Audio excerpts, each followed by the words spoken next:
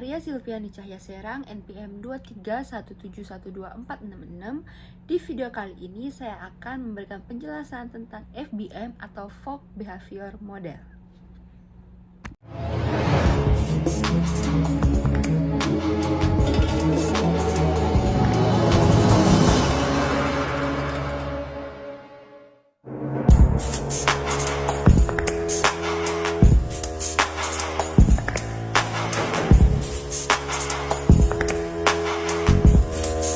Rasa malas itu jangan dilawan.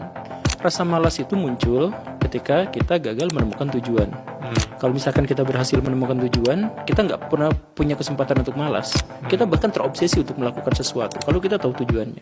Kapan terakhir kali kamu dapat tertidur tenang? Halo semuanya, pernah nggak sih kita punya niat misalnya mau rajin belajar, olahraga, atau bangun pagi, tapi kenyataannya nggak pernah dilakukan? Nah, di video ini saya akan menjelaskan kenapa hal itu bisa terjadi menggunakan teori yang namanya Fogg Behavior Model atau FBM. Fogg Behavior Model menjelaskan bahwa suatu perilaku hanya akan terjadi jika ada 3 hal secara bersamaan, yaitu yang pertama motivation atau motivasi, yang kedua ability atau kemampuan, dan yang ketiga adalah prompt atau pemicu. Kalau salah satu tidak ada, biasanya perilaku itu tidak terjadi. Yang pertama, motivasi. Motivasi adalah keinginan kita untuk melakukan sesuatu.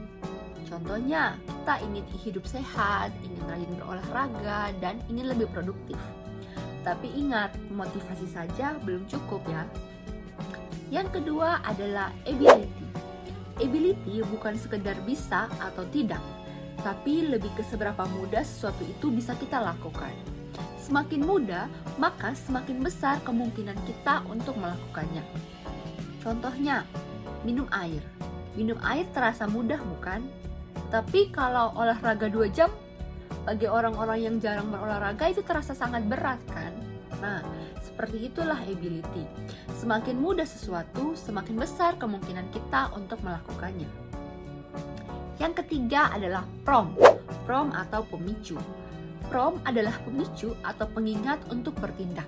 Contohnya, alarm bangun pagi. Kedua, notifikasi di HP. Yang ketiga, melihat botol air di meja. Tanpa prompt, kita sering lupa untuk melakukan sesuatu, walaupun sebenarnya kita udah punya niat. Nah, ini adalah diagram Fogg Behavior Model atau rumusnya itu adalah BMAP. Nah, dari diagram ini kita bisa lihat bahwa perilaku dipengaruhi oleh 2 hal, yaitu ada motivasi dan juga ability atau kemampuan. Semakin ke atas, maka motivasinya akan semakin tinggi. Semakin ke kanan, maka akan semakin mudah untuk dilakukan. Nah, garis hijau ini adalah batas perilaku. Kalau posisi kita ada di atas garis, maka perilaku itu akan terjadi. Tetapi jika kita berada di bawah garis, maka tidak akan terjadi. Artinya, kalau sesuatu itu mudah, kita tidak butuh motivasi yang besar. Tetapi kalau sulit untuk dilakukan, maka kita butuh motivasi yang tinggi.